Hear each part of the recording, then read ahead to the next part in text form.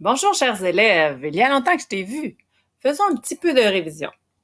Tout d'abord, les notes sur la portée sont sur des lignes ou entre les interlignes. Les petites lignes sont les lignes supplémentaires.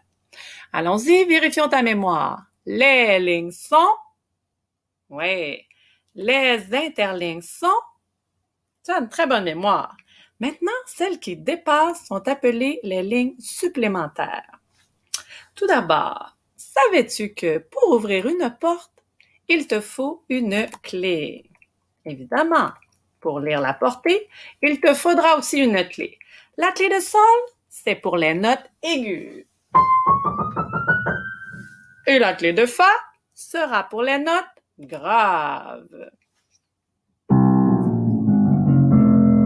Les instruments ont différents registres. C'est pour ça qu'il nous faut des clés.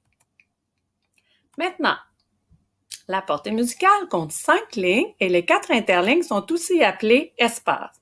Commençons avec la révision des lignes sur la portée en clé de sol. Répète après moi. Les lignes sont mi, sol, si, ré, fa. Oui, on l'a tellement travaillé ça. Maintenant, trouve le nom des notes sur la portée le plus rapidement possible.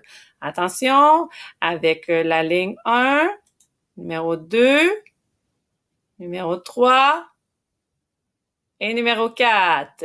N'oublie pas que c'était des lignes seulement, il n'y avait pas d'interligne. As-tu 4 sur 4? Excellent. Poursuivons.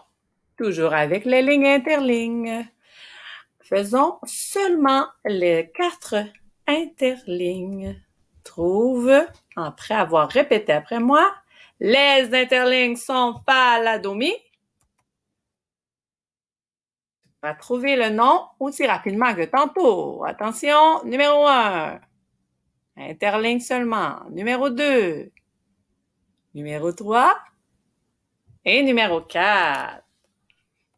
As-tu eu toujours 4 sur 4? Oui, je le savais. Voici un peu de nouveauté. Ces petites lignes sont appelées les lignes supplémentaires.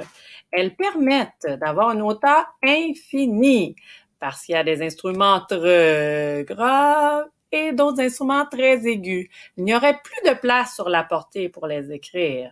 C'est ainsi que nous utilisons les lignes supplémentaires. Pour les calculer, trouve le mi ou le sol. C'est toi qui décides ta note que tu reconnais bien. Et ensuite, tu calcules ligne, interligne, et tu continues ligne, interligne. Ce qui veut dire que si je connais bien le sol, je continue la, si, do, ré, mi, fa, sol, la, si, do. Ça commence à être long à calculer. C'est pour ça que les musiciens apprennent par cœur leurs notes. Et s'il y en a 7, fais pause, essaie de les calculer et vérifie par la suite. Voilà, tu as peut-être eu 2 sur 7, ce n'est pas grave. Tu as peut-être juste reconnu le ré ou le do et l'autre ré et tu calculeras. Bravo, c'était une belle révision. N'oublie pas, je descends sous la portée, ce sont les notes graves. Je suis en haut de la portée, ce sont les notes aiguës. À toi de jouer maintenant. Vérifions ton vocabulaire. Prêt? As-tu reconnu la clé de fa? Reconnais-tu les 5 lignes? Combien y a-t-il d'interlignes? Comment s'appellent les petites lignes en haut et en bas? Et reconnais-tu la clé de sol? Excellent. Fais toujours pause et maintenant devine les lignes et les interlignes. Attention, il y en a peut-être qui sont sous la portée. Vérifie toi-même. Bravo, tu as bien travaillé. Bouge un peu maintenant. Tu es très bon parce que nous avons fait beaucoup de percussions corporelles en classe, c'est-à-dire doigts, mains, poitrine et les pieds. Alors, amuse-toi avec les rythmopathes, abonne-toi à cette chaîne YouTube, commence par le tuto 1, le tuto 2 et ensuite le tuto 3.